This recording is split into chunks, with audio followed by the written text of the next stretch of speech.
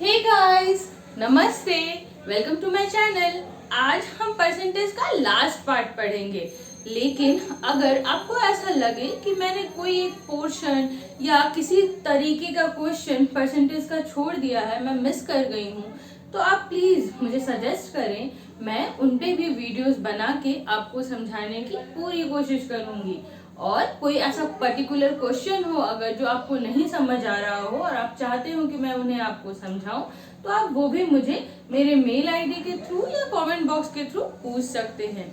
और हाँ, इसके बाद मैं एक नया चैप्टर शुरू करूंगी।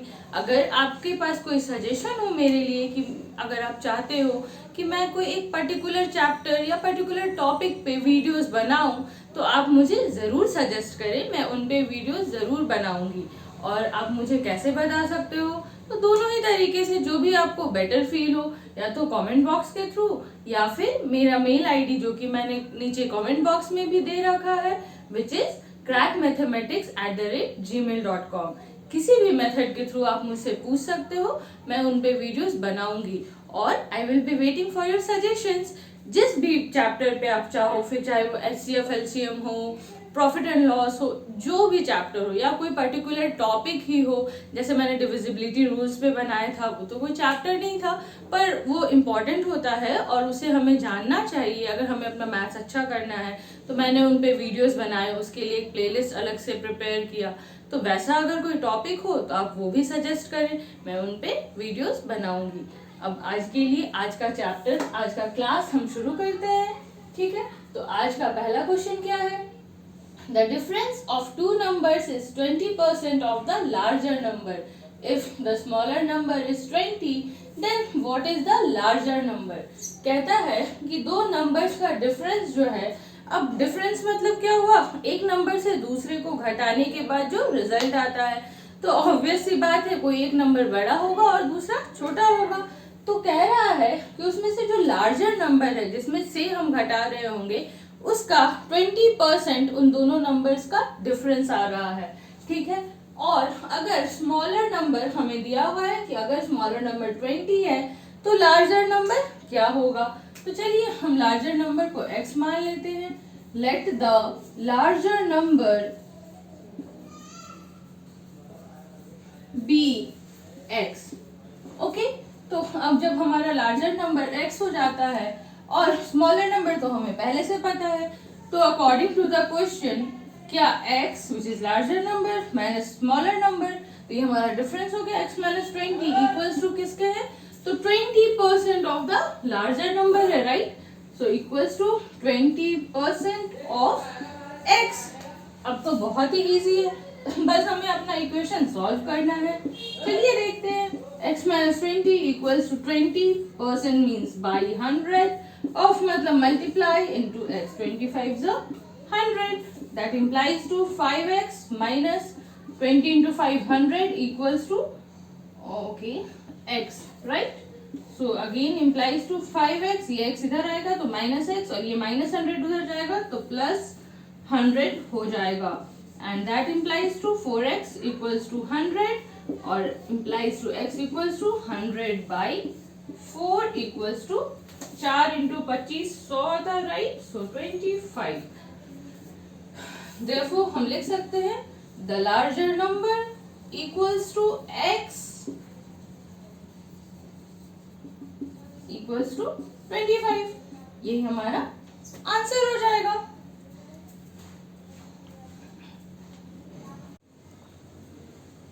A's salary is 40% of B's salary and B's salary is 25% of C's salary. What percent of C's salary is A's salary?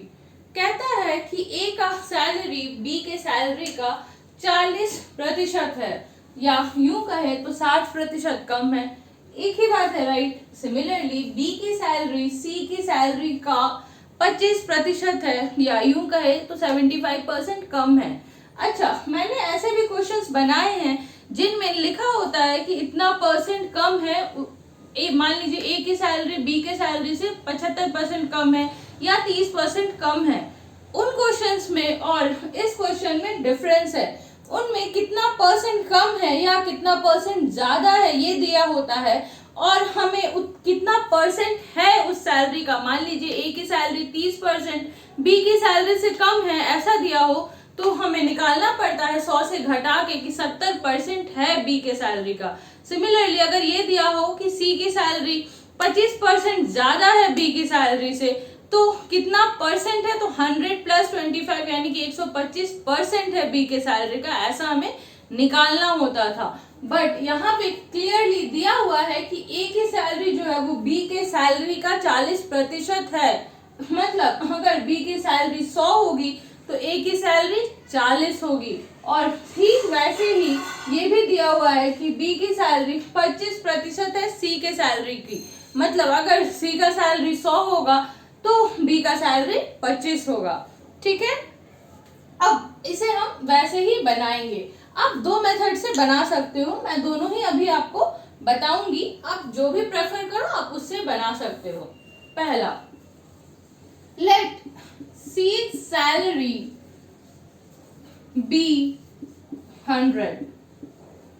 ठीक है, मैंने पहले भी कहा है कि परसेंटेज के केस में अगर कोई नंबर ना दिया हो, सिर्फ परसेंटेज दिए हो, मतलब नंबर्स भी सिर्फ परसेंटेज के फॉर्म में दिए हो, ऐसे ही प्लेन नंबर्स डिजिट्स ना दिए हो, तो आप प्लीज 100 मान के बनाओ, बहुत सिंपल हो जाता है। ठीक है, अब सी की सैलरी अगर हम 100 मान लेते हैं, अब 100 या ₹100 कुछ भी लिख सकते हो, तो बी की सैलरी क्या हो जाएगी, then B salary equals to 25% है सी का, राइट। इसीलिए 100 मानना इजी हो जाता है, क्योंकि 25% ऑफ सी है, दैट मीन्स 25/100 इंटू सी जो कि हमने 100 माना है, तो वो इक्वल्स टू 25 हो जाएगा। देखिए कितना सिंपल था।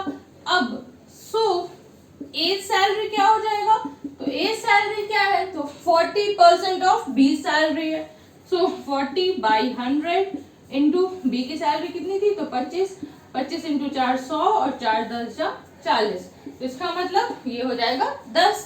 अब बस कुछ नहीं करना है, क्या पूछ रहा है कि सी की सैलरी का कितना परसेंट है ए का सैलरी, तो therefore required percentage equals to क्या हो जाएगा, हमारा बेस क्या है, तो सी का सैलरी, उसे हम नीचे लिखेंगे, किसका परसेंटेज निकालना है, तो ए के सैलरी का, उसे हम ऊपर लिखेंगे और मल्टीप्लाई करेंगे 100% से, ये 100 कट जाएगा और ये 10%, यही हमारा आंसर हो जाएगा। आप लिख सकते हो लास्ट में कि therefore A's salary is 10% of C's salary.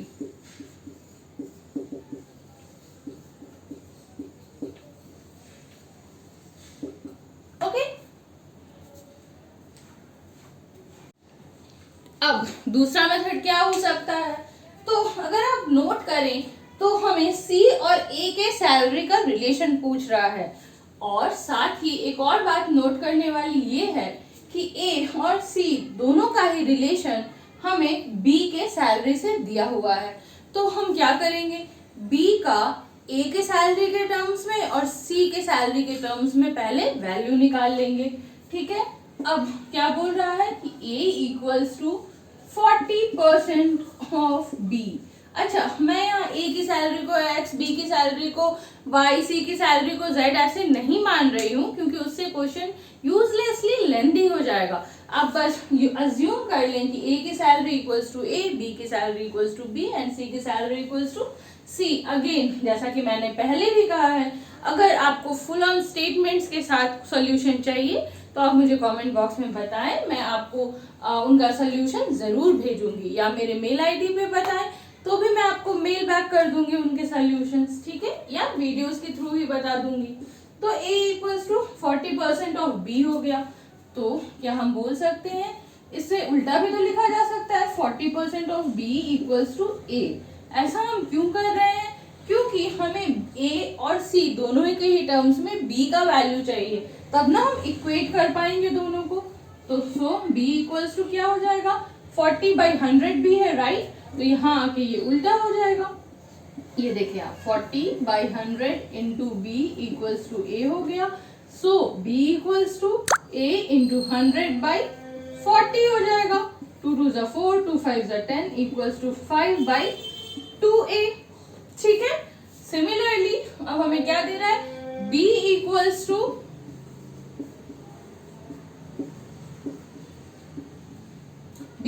To क्या है, तो 25% ऑफ c, राइट। 25 4 ज़ा 100, सो 4c हो जाएगा। ठीक है। अब विथ इक्वेशंस 1 एंड 2 हम बोल सकते हैं 5/2a इक्वल्स टू 1/4c। मैं बहुत लिख नहीं रही हूं ताकि ये लेंदी ना हो जाए यूजलेसली, और मुझे बार बार रब करके फिर लिखना पड़ेगा और आपका वीडियो भी लंबा हो जाएगा। बट मैं सारे स्टेटमेंट्स कोशिश कर रही हूँ कि बोल दूं।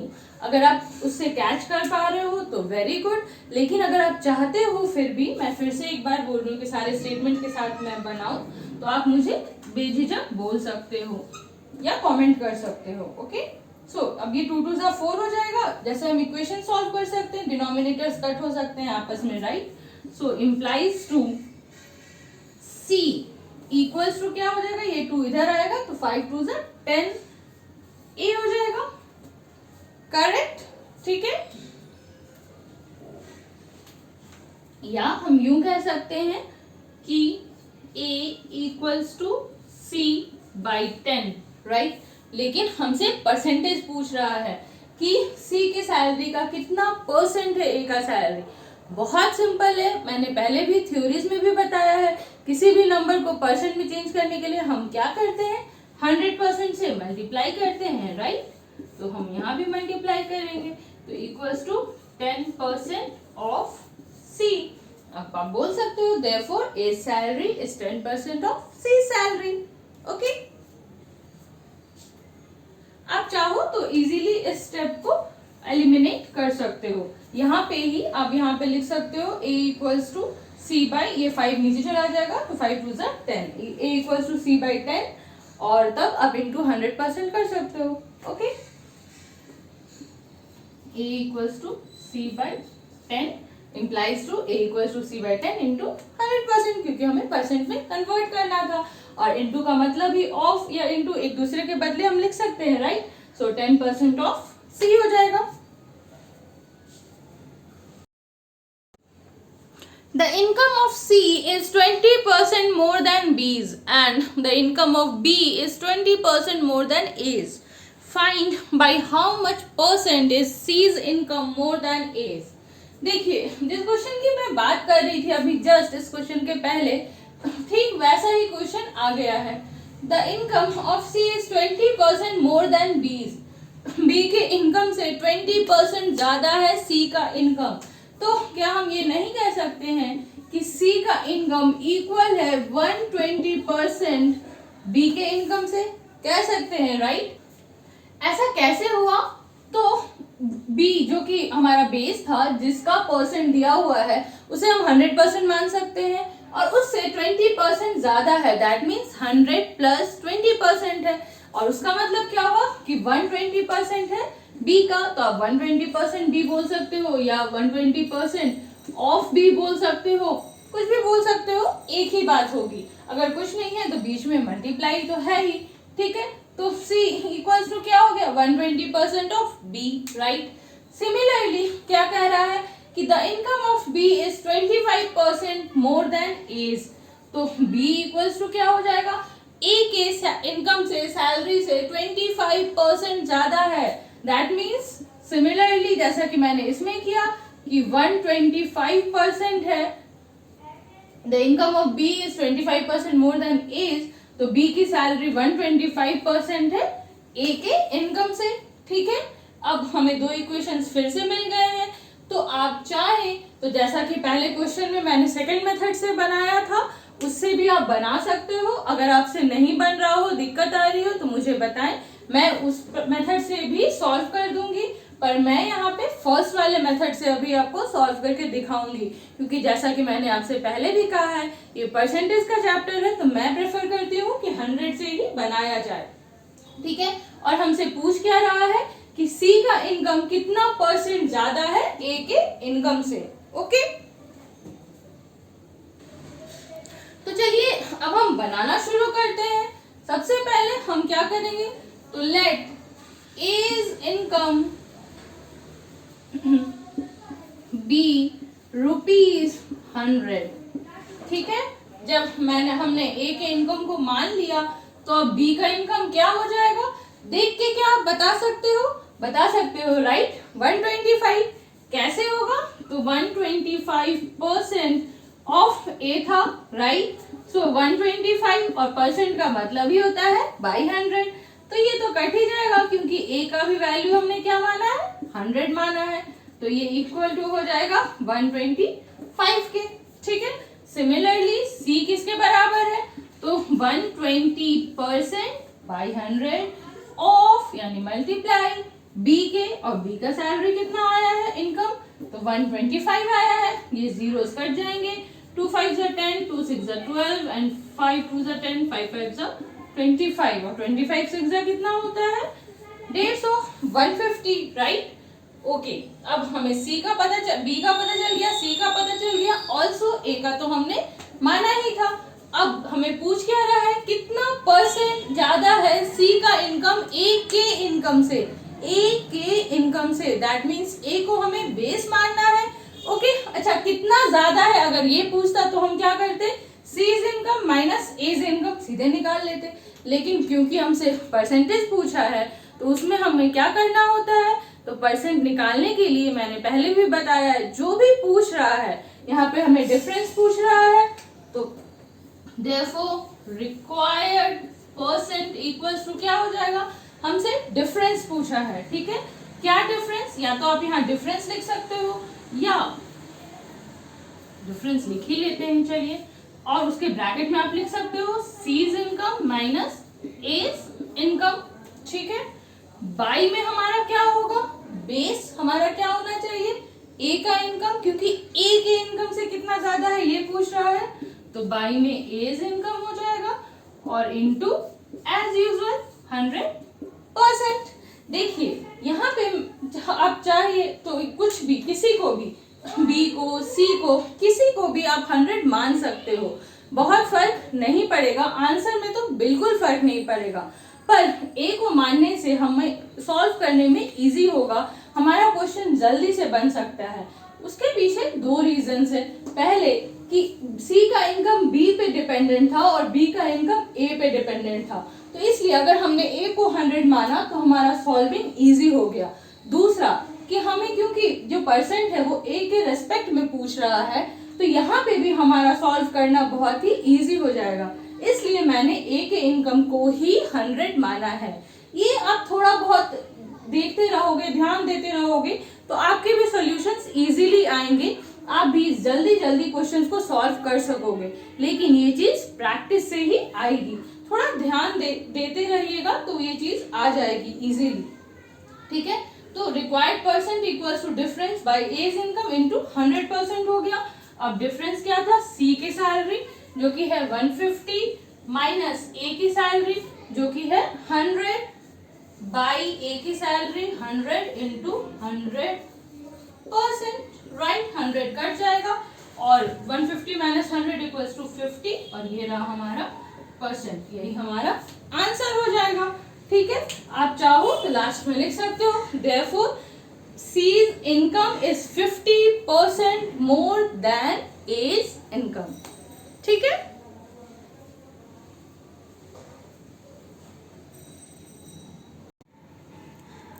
मैं एक बार फिर से कह रही हूँ, अगर आपको किसी भी क्वेश्चन का डिटेलिंग चाहिए, स्टेटमेंट्स चाहिए, या कोई पर्टिकुलर क्वेश्चन पे मेरा सोल्यूशन चाहिए, तो आप मुझे बेझिझक बताएं कमेंट बॉक्स या मेरे मेल आईडी के थ्रू। और हाँ, अगर आपको ये वीडियो पसंद आया हो तो इसे लाइक करें, अपने फ्रेंड्स एंड फैमिली के साथ शेयर करें, और अगर आपने मेरे चैनल को सब्सक्राइब न किया हो तो प्लीज इसे सब्सक्राइब भी करें। मैं फिर से एक नया वीडियो लेके आऊंगी एक नए चैप्टर के साथ, क्योंकि ये चैप्टर तो अब खत्म हो गया है। आज के लिए इतना ही, धन्यवाद।